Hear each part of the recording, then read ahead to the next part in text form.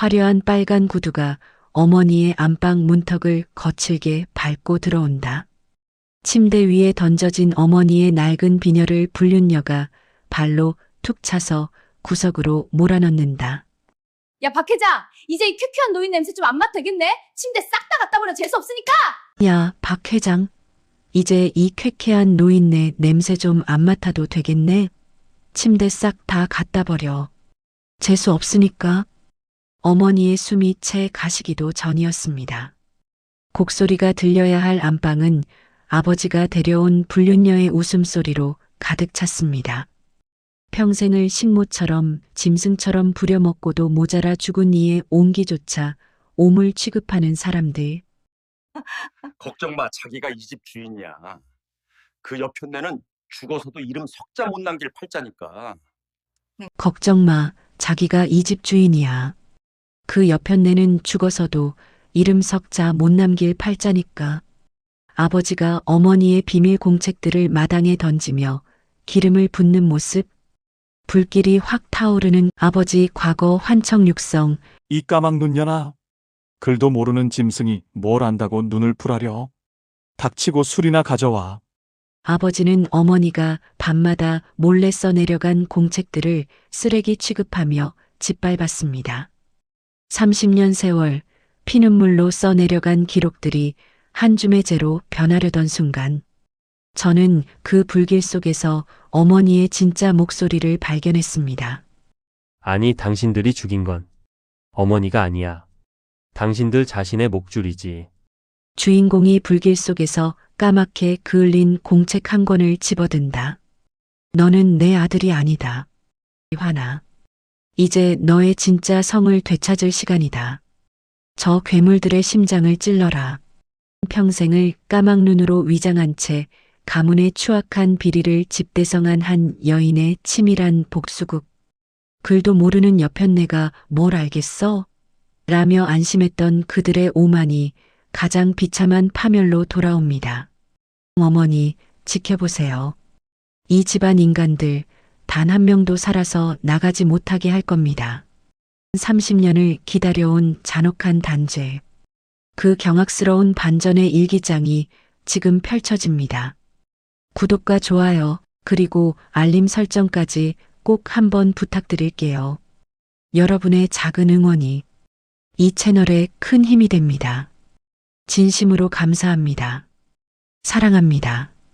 어머니가 이 집안의 문턱을 넘던 날, 하늘은 유난히도 맑았습니다. 하지만 그 맑은 하늘 아래 어머니가 마주한 현실은 시린 얼음장 같았죠. 뼈대 있는 명문가의 종부로 들어왔지만 가난한 집안 출신의 배움이 짧다는 이유만으로 어머니는 들어오는 순간부터 이 집안의 그림자가 되어야 했습니다. 시어머니는 어머니를 며느리가 아닌 공짜로 부려먹을 수 있는 식모 정도로 여겼습니다. 글자 한자 모르는 무식한 게 우리 집안에 들어왔으니 입 닫고 몸으로 때우거라. 시어머니의 독설은 칼날처럼 어머니의 가슴에 박혔습니다. 하지만 어머니는 그저 고개를 숙인 채 예, 어머니라는 말만 되풀이할 뿐이었습니다. 그것이 이 지옥 같은 곳에서 살아남기 위한 유일한 방법이었음을 그때는 아무도 몰랐습니다. 남편, 즉 저의 아버지는 더욱 잔인했습니다. 아내를 투명인간 취급하며 대놓고 밖으로 돌았고 심지어는 낯선 여자를 안방까지 들여보내기도 했습니다. 글도 모르는 여자랑 무슨 대화를 하겠어?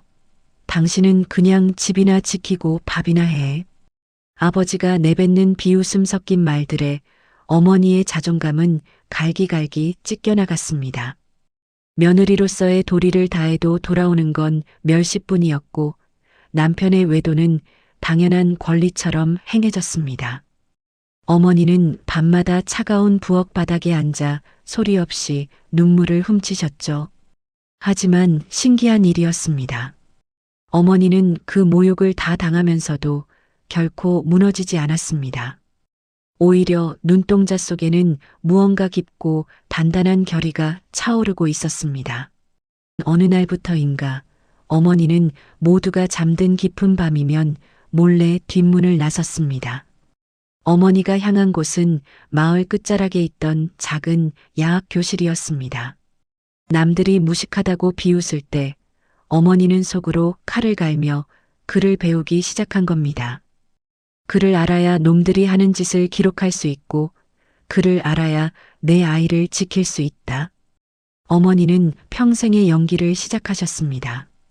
낮에는 이름 석자도 못 쓰는 까막눈 행세를 하며 가문이 온갖 추악한 대화들을 못 알아듣는 척 들었고 밤에는 그 모든 내용을 일기장에 낱낱이 기록하셨습니다. 시어머니와 아버지가 주고받는 비리와 음모들, 그들이 숨기려 했던 가문의 치부들이 어머니의 몽당연필 끝에서 하나둘씩 박제되기 시작했습니다. 그것은 단순한 일기가 아니라 훗날을 도모하기 위한 가장 강력한 무기였습니다. 어머니는 완벽한 관찰자였습니다. 집안 사람들은 어머니가 글을 모른다는 사실을 철석같이 믿었기에 어머니가 곁에 있어도 거리낌 없이 검은 속내를 드러냈습니다. 아버지가 회사를 키우기 위해 저질렀던 정경유착의 증거들, 시어머니가 가문의 명성을 유지하려 빼돌린 차명 계좌의 번호까지. 어머니는 걸레질을 하고 밥상을 차리며 그 모든 숫자와 이름들을 머릿속에 새겼습니다. 그리고 밤이 되면 낮에들은 그 비열한 기록들을 일기장에 옮겨 담으셨죠. 오늘은 그이가 누구를 만나 얼마를 건넸다 적었다. 내 손이 떨리지만 참아야 한다. 이것이 훗날 내 아들의 방패가 될 것이다. 어머니의 일기장은 단순한 한풀이가 아니라 거대하고 부패한 성을 무너뜨릴 치밀한 설계도가 되어가고 있었습니다. 하지만 일기장 중반부에서 저는 제 세상을 송두리째 뒤흔들 기록을 마주했습니다. 저는 당연히 이 집안의 핏줄인 줄로만 알았습니다. 그러나 어머니의 일기는 전혀 다른 진실을 말하고 있었습니다. 사실 이 집안의 진짜 장손이었던 큰아버지는 시어머니의 음모로 억울한 누명을 쓰고 쫓겨났고 그 과정에서 태어난 아이가 바로 저였습니다. 시어머니는 가문의 대를 잇기 위해 방해가 되는 진짜 핏줄인 저를 없애려 했죠. 그때 자신의 아이를 산후병으로 잃었던 어머니가 결단을 내리셨습니다. 죽은 자신의 아기 대신 저를 품에 안고 아버지가 밖에서 데려온 자식인 것처럼 속여 저를 살려내신 겁니다. 평생 남편의 외도로 낳은 자식을 키운다는 손가락질을 받으면서도 어머니는 저를 지키기 위해 그 모진 오명을 기꺼이 뒤집어 쓰셨습니다. 피 한 방울 섞이지 않은 남의 자식을 위해 어머니는 자신의 인생을 통째로 제물로 바쳤습니다. 제가 공부를 할 때 곁에서 흐뭇하게 바라보시던 그 눈빛은 단순히 자식이 잘 되길 바라는 마음 이상이었습니다. 그것은 죽어간 당신의 아이에 대한 속죄이자 이 집안에서 유일하게 살아남아야 할 정의에 대한 간절함이었습니다. 화나, 너는 이 집안의 저주가 아니라 빛이란다. 언젠가 내가 이 글을 읽을 때쯤이면 나는 세상에 없겠지만 너는 당당히 내 자리를 찾거라. 일기장 곳곳에 번져 있는 눈물 자국을 보며 저는 깨달았습니다. 어머니는 까막눈이 아니라 세상 그 누구보다 앞을 내다볼 줄 아는 현자였음을. 그리고 제가 엄마라고 불렀던 그 여자는 육신의 부모보다 더 깊은 사랑으로 저를 낳아준 영혼의 어머니였음을 말입니다. 어머니의 49제도 끝나기 전이었습니다. 슬픔에 잠겨있을 시간조차 허락되지 않았죠. 평생 어머니를 무시하던 친척들과 아버지는 기다렸다는 듯 본색을 드러냈습니다. 글도 모르는 여편네가 무슨 재산이 있겠어? 이 집안 땅이랑 건물은 다 내 차지다. 서로가 더 큰 파이를 먹겠다며 으르렁거리는 그들의 모습은 인간이 아닌 굶주린 짐승과 같았습니다. 심지어 아버지는 내연녀를 집안으로 불러들여 어머니의 유품을 쓰레기 취급하며 마당으로 내던졌습니다. 저는 그 광경을 보며 주먹을 꽉 쥐었습니다. 어머니가 평생을 견디며 지켜온 이 집안이 얼마나 썩어 빠졌는지 그들의 추악한 민낯을 보며 드디어 어머니가 남긴 마지막 단추를 채울 때가 왔음을 직감했습니다. 저는 어머니의 일기장 마지막 페이지에 적힌 암호를 따라 집안 아무도 알지 못했던 지하실 벽면 뒤의 비밀 감고를 찾아냈습니다. 떨리는 손으로 열쇠를 돌리자 육중한 철문이 열리며 어머니가 수십 년간 준비해온 복수의 칼날들이 쏟아져 나왔습니다. 거기엔 아버지가 저지른 탈세와 횡령의 장부들이 날짜별로 완벽하게 정리되어 있었고 시어머니가 진짜 장손을 내쫓기 위해 사주했던 브로커에 자필 고백서까지 들어 있었습니다. 무엇보다 충격적인 건 제가 이 집안의 합법적인 유일한 상속인임을 증명하는 친부의 유전자 검사지와 어머니가 몰래 사들였던 이 집안 지분의 권리서들이었습니다. 어머니는 까막눈 연기를 하며 번 돈을 헛되이 쓰지 않고 저를 위해 이 제국을 되찾을 준비를 끝내놓으셨던 겁니다. 준비는 끝났습니다. 저는 어머니의 기록물을 들고 검찰로 향했습니다. 다음 날 아침 평생 권력의 정점에 서 있던 아버지와 탐욕스러운 친척들 앞에는 차가운 수갑이 기다리고 있었습니다. 이게 다 어디서 난 서류야. 글도 모르는 여자가 어떻게 이런 걸. 아버지는 끌려가면서도 믿을 수 없다는 듯 소리를 질렀습니다. 저는 그들의 눈을 똑바로 응시하며 말했습니다. 어머니는 당신들이 비웃던 까막눈이 아니었습니다. 당신들이 가장 안심하고 추악한 짓을 저지를 때 그 모든 걸 기록하고 단죄를 기다린 이 집안의 유일한 심판자였습니다. 화려했던 대저택의 불빛이 하나둘 꺼지고 어머니를 괴롭혔던 자들이 비참하게 무너져 내리는 모습을 보며 저는 비로소 어머니의 한 맺힌 숨결이 편안해지는 것을 느꼈습니다. 폭풍이 지나간 대저택은 기괴할 정도로 고요했습니다. 복수는 끝났고 어머니를 괴롭히던 자들은 모두 사라졌지만 정작 이 승리를 함께 기뻐해 줄 어머니는 계시지 않았습니다. 저는 어머니의 빈 방에 홀로 앉아보았습니다. 코끝을 스치는 익숙한 분냄새와 오래된 옷가지의 향기. 그제야 참아왔던 눈물이 터져 나왔습니다. 세상 사람들은 그분을 무식한 까막눈이라 손가락질했지만 제게는 세상 그 누구보다 크고 넓은 우주였던 분.